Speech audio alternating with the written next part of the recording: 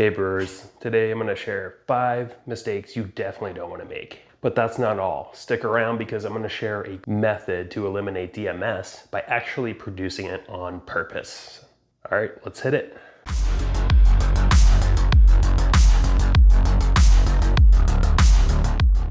Okay, so the first mistake, adding your dark grains to the mash too early. Do not do this. Instead, you want to add your dark grains to the mash as late as possible, maybe even just before sparging.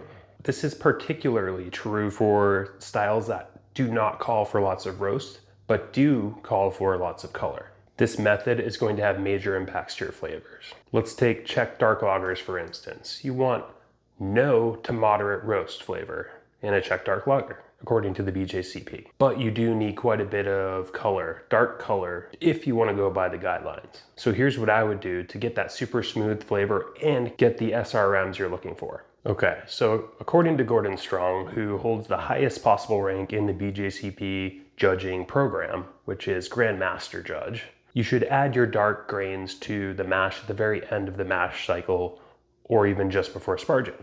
We're talking maybe the last 10 minutes or so, just to get that color and a touch of that roasty flavor. And what you want to do is add these malts to the top of the grain bed. You don't want to really stir them in, just add them to the top. And the reason for that is oxidation. You don't want to oxidize your grains because that can impact the flavor and the shelf stability of those flavors. This is the same reason you don't want to mill your grain way ahead of time if you plan to brew.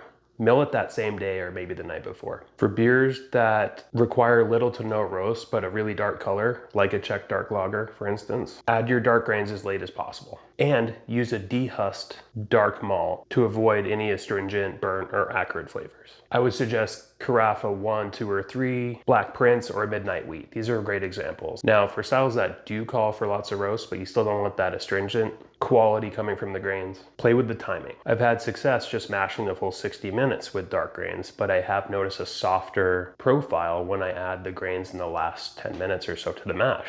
It seems to help a lot and creates a refined flavor that might not be possible otherwise. So what is astringency? Astringency is a dry, puckering mouth sensation you might get if you were drinking, say, a tea that was brewed for too long. It's not a pleasant experience. Now, some dark malts like Black Patent or chocolate malt, for instance, contain higher amounts of polyphenols and tannins, which can add to astringency. So these are examples of grains you would add at the very end of your mash. Now, with all this said, there is one caveat. You have to calculate your pH a little differently. What this means is you're going to create 2 recipes. One recipe with the dark malt and one without. The reason for this is we're adding the dark malt in the end of the mash. So we actually need to know the pH for the rest of the duration of the mash without the dark malt. And dark malt will drop your pH, which can affect efficiency in your mash. Because those dark malts are just being added at the end of the mash or just before sparging, we really don't need to include them in the pH calculations for the mash, right? So you have your 2 recipes, and the one you want to focus on for actually calculating your salts and your pH is going to be the one without the dark grains. And then for historical purposes, you can keep your second recipe with the dark grains handy as well. So next, I really can't count the number of times somebody came to me with a homebrew they had made and they were excited for me to try it and said, I brewed this, but I think there might be cleaner in it. And then I say, yeah, I'm not drinking that.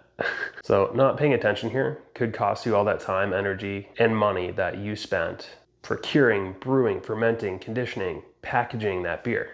So listen up, here it goes. Cleaner in your beer is terrible news. It tastes absolutely terrible, medicinal, harshly bitter, and can even cause serious health problems.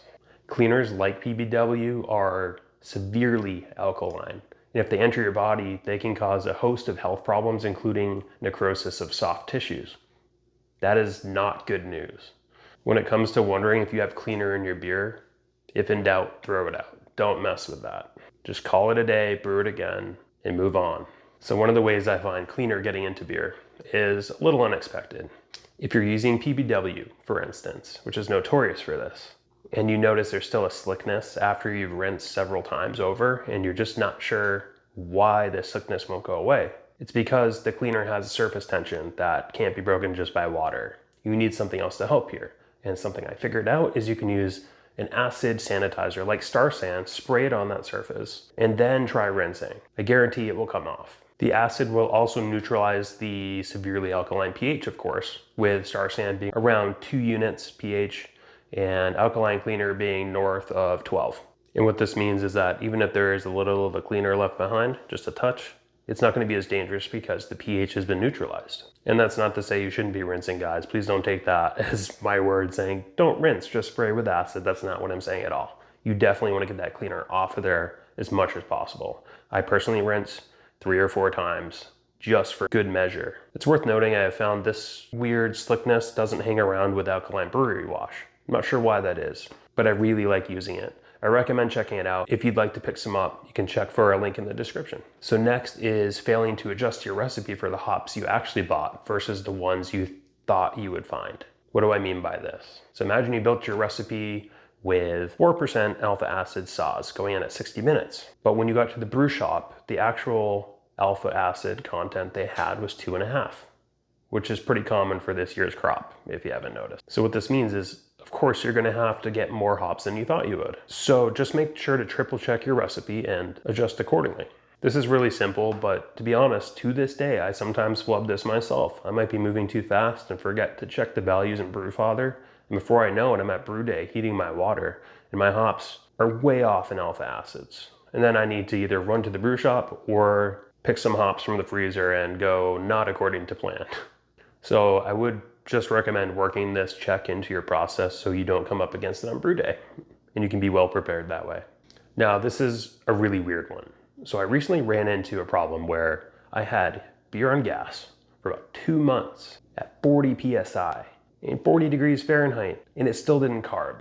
This is not something I had ever seen before, so I made a checklist that I ran through, which eventually solved this problem, and I'm gonna share that with you now. First, you wanna check for leaks. Corny kegs are notorious for leaking because they have so many seals. And if there is a nick or any degradation in any one of those seals, you're gonna either have liquid all in your keezer, or you're gonna be out a tank of gas. But either way, you're probably not gonna carb your beer. CO2 is like water this way. It will take the path of least resistance. So if there's a leak, it's gonna choose that leak rather than diffusing into the beer, which is much harder. So check those seals and use some keg lube if you need to, just to make sure that you have a good seal all around. Second, you need to make sure that your pressure is high enough. And you need to make sure you're giving it adequate time to actually carb up. So a pressure of 3 PSI, at 40 degrees Fahrenheit for instance, yes, it will carbonate, but it's gonna take a really long time. And you're not gonna achieve the levels of CO2 you're looking for ultimately.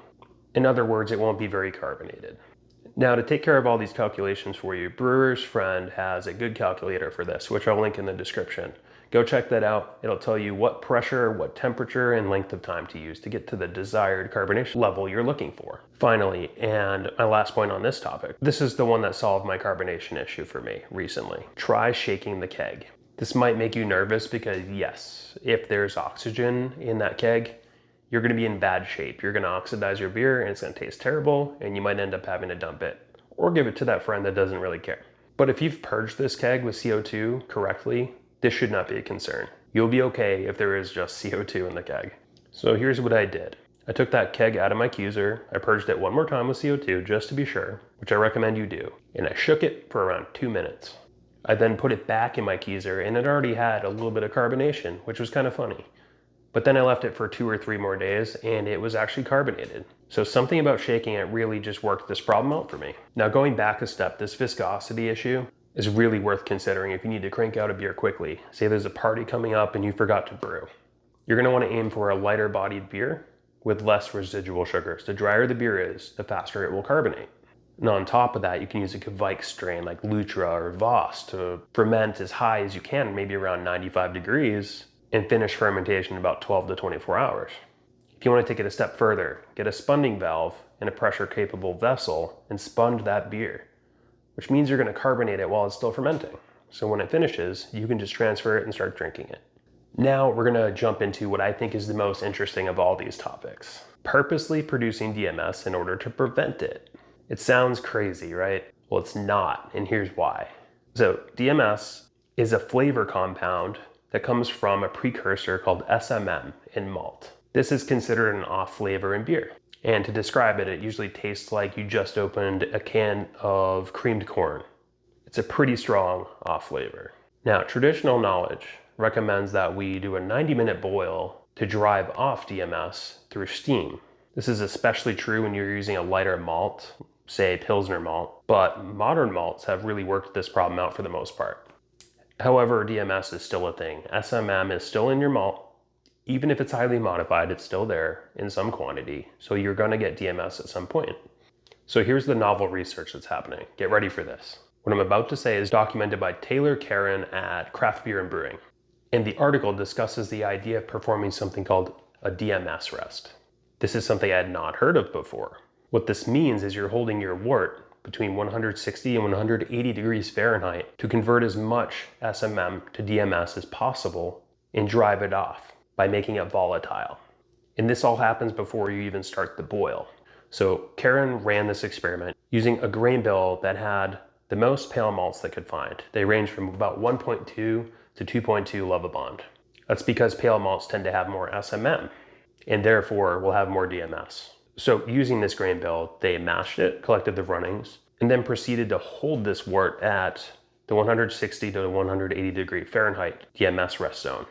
Now they pulled a quart off of that wort every 20 minutes, starting at the 40-minute mark. And they did this all the way up through the 100-minute mark and tested each sample for parts per billionth of DMS present. What they found was that by holding their wort at 160 to 180 degrees Fahrenheit for 100 minutes, the DMS content dropped from 100 parts per billionth to just 41 parts per billionth. And that's more than half. That's a big deal. And you gotta remember, since the general taste threshold for DMS is 35 parts per billionth, that really is significant. So taking all that into account, the best way to avoid DMS is to do a DMS rest. And I don't think you need to go to 100 minutes, unless you really want to. I would actually cut down the middle, maybe do 50 to 60 minutes.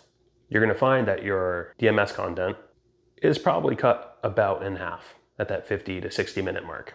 And then when you boil, you're gonna drive off the remaining DMS. And keep in mind, during the boil, DMS is still being converted from SMM and is still being driven off through steam. So by doing that 50 to 60 minute rest, you're gonna set up your brew. So during the boil, DMS will be boiled out below that 35 parts per billionth taste threshold, meaning you have a good tasting beer. To see that whole article, which I really recommend checking out, it is awesome. I'm gonna have a link in the description below. So feel free to click on that. So those are 5 more mistakes you don't wanna make and tips on how to avoid them. Don't forget to subscribe if you got some value out of this. And I can't wait to share more with you next time. If you have any topics you want me to cover, maybe you want me to do a deep dive and research on it, I'd be more than happy to. Leave it in a comment. Thanks for watching, guys, and never stop learning.